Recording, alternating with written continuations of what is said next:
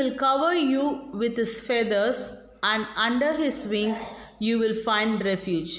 Psalm 91:4. Greetings to you all in the name of the Lord Jesus Christ. Class 6 ICSE Physics Unit 5 Part 1. Today we are going to learn a new topic: work, energy and mission. Before we get into the lesson, let us learn some new words related to this topic. Shall we start? Application.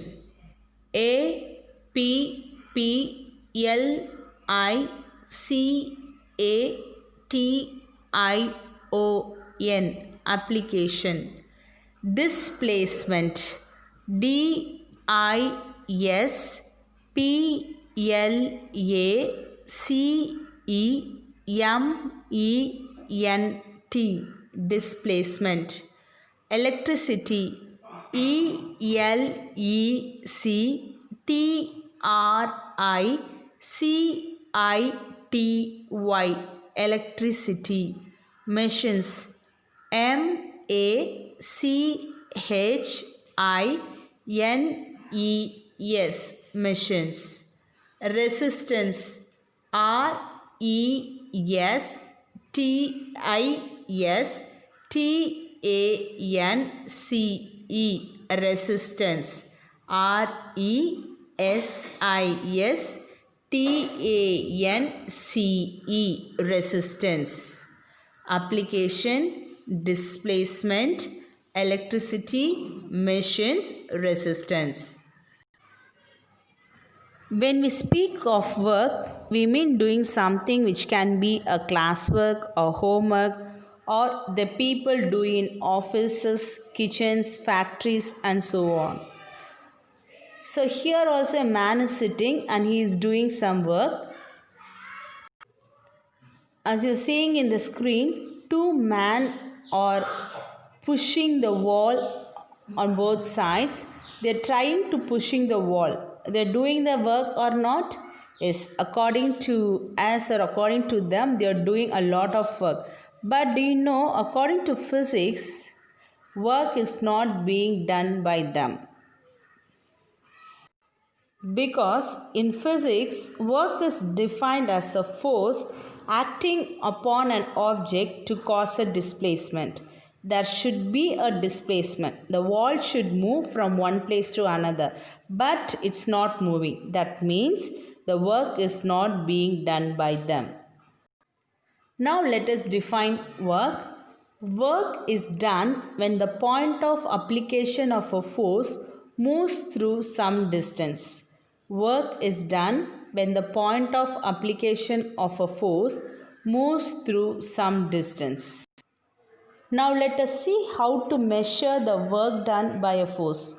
The work done by a force is equal to the product of the force and the displacement of its point of application in the direction of the force. So it can be written as work is equal to force into distance. Otherwise we can write W is equal to F dot D. Unit of work. Since work is equal to force into distance, the unit of work is equal to the unit of force into the unit of distance. We know that the unit of force is Newton and the unit of distance to measure some length, the SI unit of length is meter. So here the unit of distance is meter. So unit of work is equal to Newton meter. It is represented by capital N and small m. Or we can write it as joule. The SI unit of work is joules and it is represented by the letter J. Usually we write the SI unit of work is joules.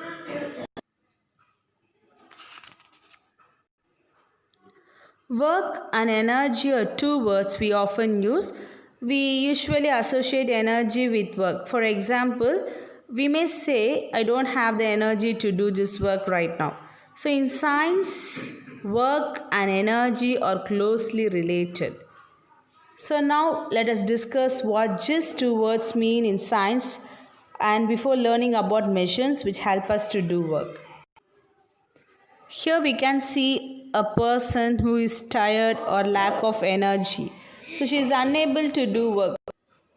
In other words, a person needs energy to be able to work. So this everyday meaning of energy is very close to the definition of energy in physics. Energy is the ability to do work. What is energy?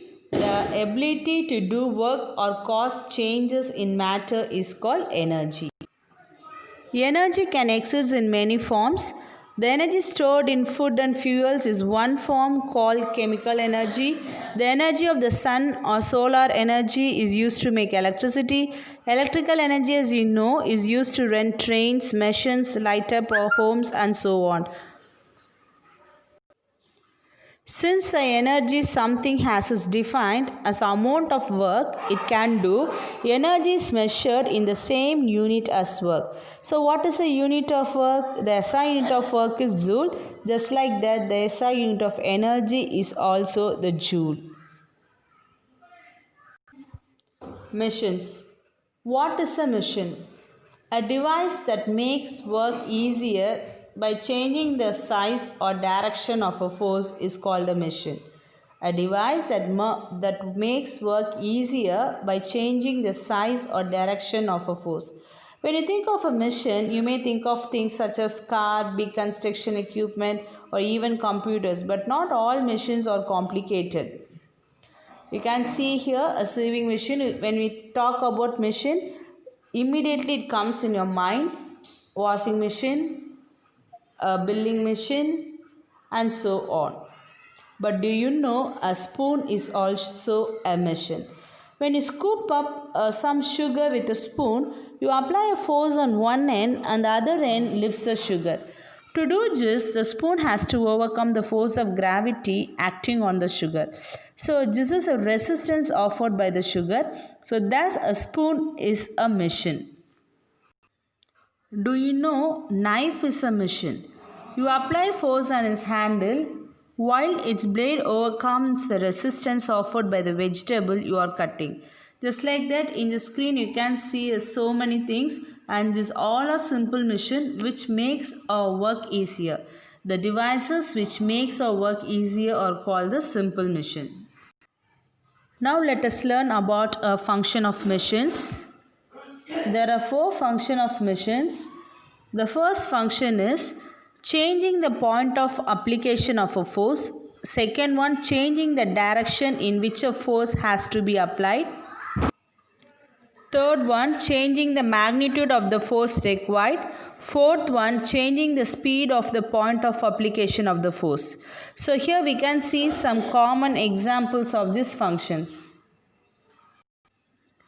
First, let us see the example for changing the point of application of a force. When something is too hot or cold, it is difficult to hold it. In other words, we cannot apply a force on it directly, isn't it? So usually we use tongs in such situations. When we do not want to contaminate something like gulab jamun or some sweets or cakes, we use tongs, tweezers or forceps to take that one. So we apply a force at one end, as you see in the figure on the tongs, while its other end applies force on the object. Thus, the point of application of a force shifts from one end of the tongs to the other. On some food items, we cannot apply a force on it directly. So usually we use tongs in such situation. Spanner is also other example for changing the point of application of a force. So you know that spanners are used to tighten or loosen nuts and bolts, while screwdrivers are used to work on screws.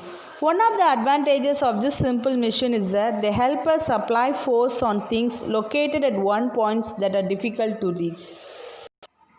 Now let us see some examples for changing the direction in which the force is applied.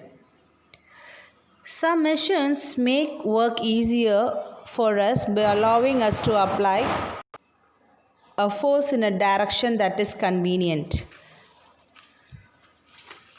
A hand pump, for example, has a handle attached to a piston inside it. When we apply a downward force at one end of the handle, its other end applies an upward force to pull the piston inside the pump. Imagine if you don't have a handle on a hand pump, we would have to pull the piston up. It is not easy for us to draw the water. A pulley used to draw water from a well serves a similar purpose. If we used a bucket tied to a rope to draw water directly from a well, we would have to apply an upward force. When we pass a rope over a pulley, however, we can apply a downward force. So, the handle of a hand pump and a pulley change the direction in which the force is applied. Now, let us see the examples for the changing the magnitude of the required force. It is almost impossible to open a metal cap of a bottle with one bare hand as it requires a large force. So we need a bottle opener, isn't it? Yes, a bottle opener helps us to remove the cap by applying a much smaller force on its handle. We need to apply only a small force to open this cap with a bottle opener, otherwise we have to apply a more force. So just like that, nutcrackers, spanners, jacks also help us the same way.